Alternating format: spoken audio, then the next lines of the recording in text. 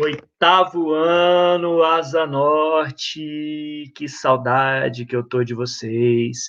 Vocês viram lá, primeiramente, bom dia, né? Tô gravando essa aula aqui na segunda para vocês. Vocês viram que eu postei lá naquele mural, falando que a gente teria aula na sexta-feira, só que depois mandaram uma mensagem para nós, eu não me liguei, que sexta-feira foi o feriado, né? Foi a sexta-feira da Paixão. Então, o que é que acontece? Para vocês não ficarem prejudicados, já que a gente tem a nossa prova na quinta-feira, e a gente não vai ter aula na próxima sexta-feira, olha, eu tô com saudade de vocês. Vocês são poucos, mas vocês são especiais para mim. Eu adoro estar com vocês, é o nosso quinto e sexto horário. Apesar de ser na sexta-feira eu ter dar aula, né, a semana toda, é uma sala onde eu me descanso. Eu adoro brincar com vocês, adoro que vocês brinquem comigo. São poucos, mas são bacanas da gente lidar, tá? Não escondo aí a saudade que eu tenho junto a vocês. Meninos, mas vamos lá, vamos ao que interessa. Para vocês não serem prejudicados, eu poderia muito bem pegar uma aula que eu já dei nos oitavos anos lá de Samambaia ou Guará e editar e dar para vocês essa aula, mas eu acho que vocês merecem uma coisa bem feita, né? Eu não vou para fazer coisa mal feita, não me chame para fazer coisa bem feita. Então, eu fiz essa aula para vocês, vou postar ela depois no YouTube, agora eu virei youtuber, estou chique, estou famoso, estou nada, acho que a minha mãe e meu pai só que são inscritos. Mas vamos lá, depois eu passo o link para vocês verem lá, estou postando coisas da autoescola que eu trabalho e também do Objetivo, tá? O que eu fiz hoje com vocês? Vocês devem ter visto na parte de materiais, eu postei uma coisa chamada questionário revisional, como eu sempre gosto de postar para vocês. Nossa prova será composta de 10 questões, letra A, B, C ou D, eu coloquei aí 15 ou 16 questões, não me lembro ao certo, onde nós vamos trabalhar essa questão, ok? Fiz uma atividade no PowerPoint, vou postar depois para vocês e vou mostrando para ficar legal, respondendo essas 15 questões, se não me engano são 15 questões, tá? Eu espero que você tenha feito. Se você não fez, pausa o seu vídeo, faça o questionário, tá? Se quiser tirar foto, mandar para mim também, não tem problema. E aí, depois você assiste essa aula que eu vou estar resolvendo esses exercícios agora com vocês, tá? Eu já quero desejar boa prova para vocês. Depois eu falo mais, mas vamos lá. Eu vou compartilhar minha tela e vou mostrando as questões e vou mostrando aí. Então, vou falar de forma calma, tranquila, tá bom? Essa aula vai estar depois postada na parte de atividades e vai estar no YouTube para vocês. Vamos lá. Ó, opa. O exercício é esse aqui, meninos, ó. O exercício é esse, tá? Ó, 15 questões. Vamos responder? Eu fiz algumas coisas de vídeo, algumas coisas que eu pus imagens. A primeira questão é essa, ó. Como é que estava a França na fase de pré-revolução? Lembro que eu pedi para vocês, meninos e meninas, a parte a parte de um pique sobre a Revolução Francesa. Depois eu postei a lista, né? Já que a gente entrou em decreto, infelizmente estamos de decreto aí, é aula, tá? Não é férias, espero que vocês estejam estudando. Se você fez a minha atividade antes que eu pedi, beleza, eu te dou ponto. Se você fez a lista, também eu te dou ponto. Depois a gente fala um pouco mais sobre isso com o tempo, tá? Quando eu estiver pessoalmente com vocês. Vamos para a primeira pergunta. Como se encontrava a França na fase de pré-revolução? Aí eu peguei um áudio, que é esse aqui, ó. E aí preste atenção nele.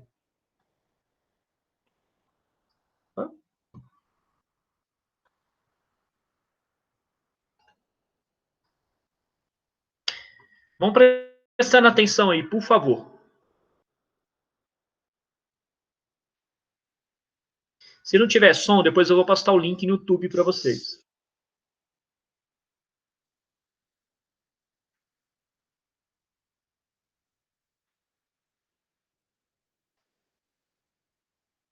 Esse vídeo vai responder a questão 1, tá?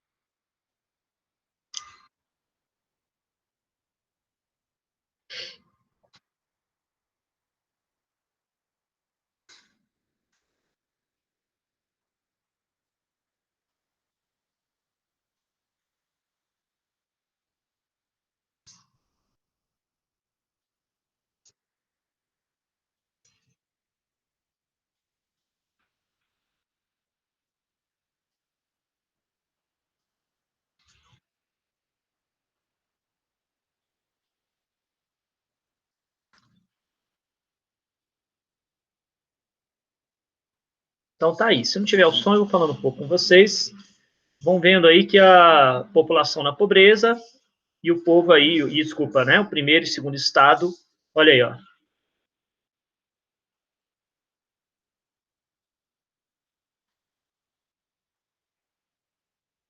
Bom, aí ele vai entrar em questões.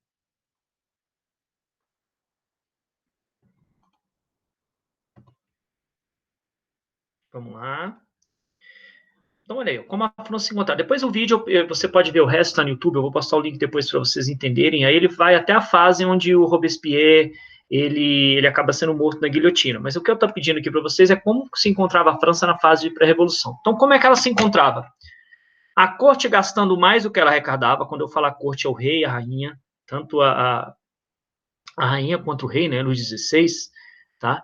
A Ana Bolena, não era Ana Bolena, eu não vou lembrar o nome da rainha, mas enfim, eles ambos gastavam muito, tá? O povo na maior pobreza, a burguesia pagando altos impostos. Então é isso que você precisa saber de como é que estava a França na pré-revolução, tá? Ou seja, antes de acontecer a revolução. Por que que houve a revolução? Ninguém faz uma revolução à toa, tá? O que que aconteceu? O povo está na pobreza, a burguesia paga altos impostos, a gente vê que a burguesia é rica, na França não, porque ela paga diversos impostos e quase não sobra nada, ela é o terceiro estado, tá?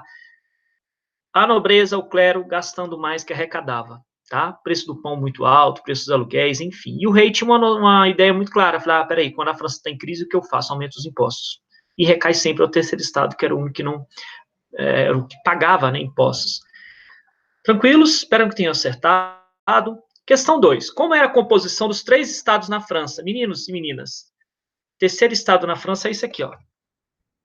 Não ficou tão legível? Aqui vai ficar melhor. Primeiro estado. Deixa eu pegar meu laser. Primeiro estado, que é o clero, ou seja, membro da igreja. Segundo estado, que é a nobreza, tá? E o terceiro estado, que é a burguesia e o povo. Essa já responde a questão 2. Lembrando que burguesia e povos eram o único que pagavam os estados. Olha aqui, é uma sátira que eu peguei para vocês, ó. Aqui é como se fosse o terceiro estado e aqui primeiro e segundo estado. Ou seja, o primeiro e o segundo estado está montando em cima do terceiro estado. Isso é o que acontecia, né, na época da França. Como era a composição dos três estados na França, e a votação era sempre para o estado. Então, por mais que a burguesia e o povo, presta atenção, oitavo ano, Asa Norte, ele era maioria, tanto na burguesia quanto no povo, ele não pagava, ele não conseguiria aprovar nada quando o rei convocava os estados gerais, que a votação era por estado, não era por cabeça. Por isso que uma das questões que eles vão querer é a mudança do sistema eleitoral. Ó, o terceiro estado quer mudança, mas o primeiro e o segundo não vão aceitar. Não, vamos fazer para o segundo estado. Por quê? Porque aqui eles andavam sempre junto, meninos e meninas, ó. Então sempre vão aprovar, ok? Espero que tenha acertado também. Questão 3. Qual era o ideal composto aos que queriam a revolução na França? Ideal iluminista. Vocês fizeram a prova de P1, o ideal de iluminismo. Lembra das 3 lemas da Revolução Francesa? Liberté, igualité, fraternité, liberdade, igualdade, fraternidade. São lemas do iluminismo, aquela, né, ideologia, aquele termo lá que a gente usa a partir do século XVIII, ele surge na Europa, depois ele expande para todo mundo, tá? Inclusive aqui no Brasil eles barram nisso. Espero que tenha acertado também questão 3. Questão 4. O que a queda da Bastilha significou? Professor, eu não sei o que é Bastilha. Então, volta comigo aqui, ó. Bastilha é isso aqui, ó. Desculpa. Deixa eu voltar aqui. Peraí. Desculpa, meninos. Estamos aprendendo. Vamos lá. Isso. Queda da Bastilha é isso aqui.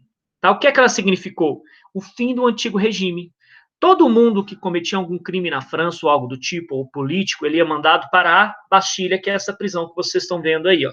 Essa prisão aqui, ó. Tá? O que é que aconteceu? O povo foi às ruas, já contamos as fases da pré-revolução, né? Por que que ele foi à rua? Ele não vai à toa, ele não levanta e fala assim, hoje eu vou ser contra o rei. Tem que haver algum motivo. E o motivo que houve foi esse, tá? Eles pegam e derrubam a prisão. O que é que significou essa queda da Bastilha? O fim do antigo regime na França. Como assim, pessoa? O fim do rei, o fim da monarquia na França. Daqui a pouco a gente vê que outros povos que vão tomar conta da França. Ok? Espero que tenha acertado também. O fim da Bastilha significou essa questão. Questão 5. Quais são as diferenças entre os grupos jacobinos e girondinos? Também fiz um slide para vocês.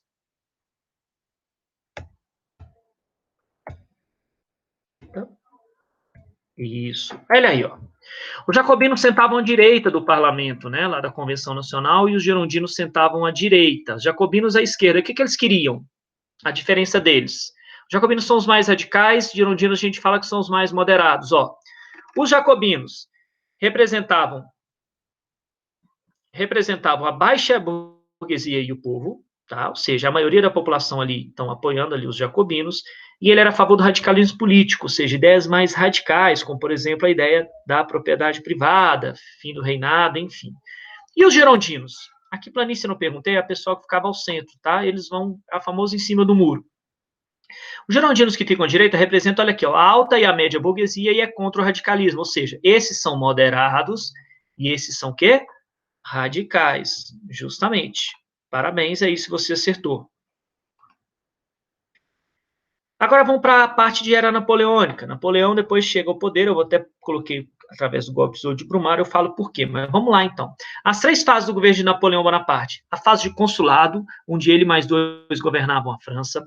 A fase de império, Napoleão se torna imperador. E a fase onde ele fica 3 meses e 10 dias, ou seja, governo de 100 dias. Então, a questão número 6, respondendo, você tem a fase de consulado, você tem a fase de império e você tem a fase de governo de 100 dias. Essa é a resposta da questão 6. Espero também que você tenha acertado. Tenho certeza que você vai acertar, que essa turma é top de linha.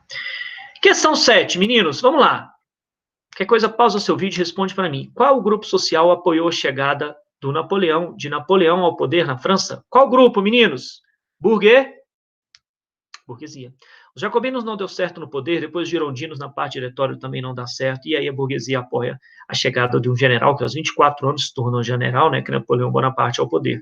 Napoleão chega ao poder com o apoio da burguesia, inclusive ele faz várias coisas, entre elas o Código Civil, que a gente já vai responder a questão 8, tá? Ele remete a interesses da burguesia. Questão 8, então. Questão 7, então, burguesia. E questão 8, principais características do Código Civil Napoleônico. Isso foi na época do consulado que Napoleão fez. Olha o Código Civil aí. Você pode anotar igual está aqui, quando você pausa o seu vídeo e pode anotar. Tá? Ele é baseado no direito romano. Aliás, Napoleão pega muita coisa de Império Romano. Tá? A gente vai ver depois a ideia do Arco do Triunfo que ele criou na França. Olha aí, ó. Direito burguês, direito de propriedade privada, proibição de formação de sindicatos, proibição de greves, restabelecer a escravidão, que na época lá da Revolução Francesa, entre elas o Haiti, né, foi liberado, não tem mais colônia. Napoleão falou assim, tem sim, eu quero essa colônia, que eu quero riquezas ali, tá? É isso aqui, ó, basear direito burguês, direito de propriedade, proibição de formação de sindicatos, proibição de greves e restabelecimento à escravidão nas colônias, tá? Esse é o Código Civil Napoleônico, embasado no Código Civil Romano. Tá bom? Eu notei isso no caderno, você vai lembrar que nós colocamos isso no caderno. Não sei se dessa forma, tá? Se você colocou igual tá no caderno, se você colocou agora igual tá nesse slide ou de outra forma, tá? Eu aceitaria essas 3 formas. Aí a gente tem a parte de império. Napoleão quer a expansão militar, então já responde a questão 9. Ele fez uma coisa seguinte: por meio de guerra, ele não poderia ganhar da Inglaterra. Ele não ganharia. A frota da Inglaterra era maior, o exército era melhor e mais preparado. Napoleão falou assim: então, de forma econômica, eu vou tentar destruir a Inglaterra, depois eu vou por meio da guerra. E aí ele faz uma coisa que já responde a questão 9, né? Na verdade, é a pergunta: o que foi o bloqueio continental? Napoleão cria o bloqueio continental, meninos e meninas do 8º. Desculpa, meninas, que eu vou rápido aqui. Vamos lá. Olha aí, ó. Napoleão cria esse decreto aí. O que é a ideia? Você podia colocar de forma bem resumida, não igual está aqui. Enfraquecer a Inglaterra economicamente. Um bloqueio que tinha como objetivo enfraquecer a Inglaterra economicamente. Quem descumprisse, Napoleão poderia invadir. Por isso que o Brasil, a colônia, desculpa, a metrópole, né? O rei Dom João junto com Dona Maria vem para o Brasil. Por isso que a Rússia descumpriu e ele invade depois a Rússia. Olha aí, ó. Foi um decreto datado de 1806 que consistia em impedir o acesso dos portos dos países dominados pelo Império Francês e navios do Reino Unido, Grã-Bretanha e Irlanda. Com isso, o principal objetivo era isolar economicamente as Ilhas Britânicas, sufocando suas relações comerciais. que era a ideia? Ela ia ficar fraca economicamente, e aí o Napoleão poderia invadi-la, e a França se tornar a grande potência, né, ou a principal potência, título que cabia à Inglaterra na época. Alguma dúvida? Espero que também tenham acertado essa ideia, então, do bloqueio continental. Você pode colocar da forma resumida, como eu falei. Né? A ideia era destruir economicamente a Inglaterra. Questão 10, que foi o golpe de 18 Brumário? Essa é mais fácil, foi o golpe que colocou Napoleão Bonaparte ao poder. 18 é o dia, Bruma é o mês, né, que a gente usava mês das Brumas, e ocorreu na França, tá? Golpe de 18 de Brumário, onde Napoleão chega ao poder. Primeiro consulado, depois império, depois governo de 100 dias. Lembra que do consulado, primeiro ele governava com outras duas pessoas, tá? Depois ele se coroa, ele faz um plebiscito, e ele se torna imperador de toda a França. Questão 11, meninos e meninas. Bia e Yasmin, principalmente. O que foi o Congresso de Viena e quais os dois princípios expressos nele? Coloquei um slide também que eu vou passar para vocês.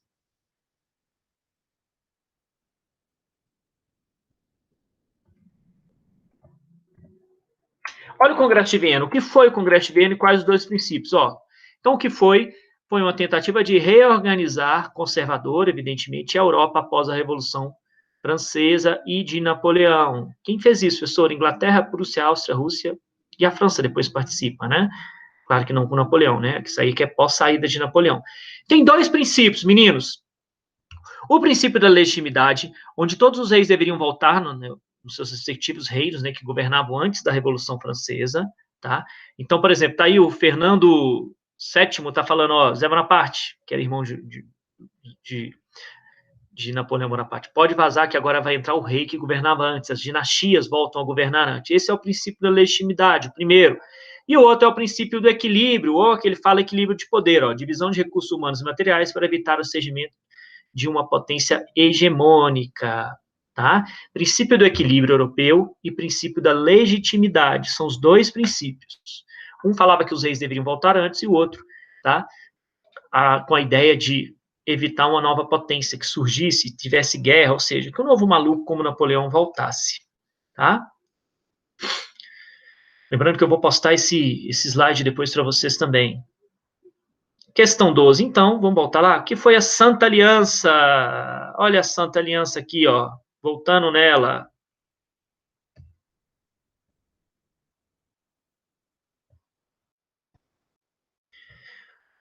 O que foi a aliança? Uma união militar, né, o organismo militar, para preservar a ordem na Europa. Pessoal, quem fazia parte? Rússia, Prússia e Áustria. Tá? O que foi a Santa Aliança? Formada por Rússia, Prússia e Áustria, com o objetivo de preservar a ordem na Europa. Tá? Santa Aliança está aqui para vocês. Tem no livro de vocês, tem também no nosso caderno. Tá bem tranquila essa questão. Faça o exercício, hein, meninos e meninas. Espero 10 na nossa prova de quinta-feira, tá? Quais as medidas em termos de educação que Napoleão tomou? Entre elas, o quê? Ele criou escolas de ensino técnico. Pode colocar reformas na educação e criação de ensino técnico. Essa é a questão 13, tá? Não é um número muito bom, mas ele criou, então, essa questão, tá? Escolas técnicas, tá? Criação de escolas técnicas. E questão 14, para a gente fechar. Aliás, a penúltima, né? Desculpem. Que é a... Qual o nome da tática que a Rússia adotou e em que ela consistia? A tática chama tática de terra arrasada. E eu tenho uma foto aqui muito interessante no livro de vocês também, acredito que tenha ela.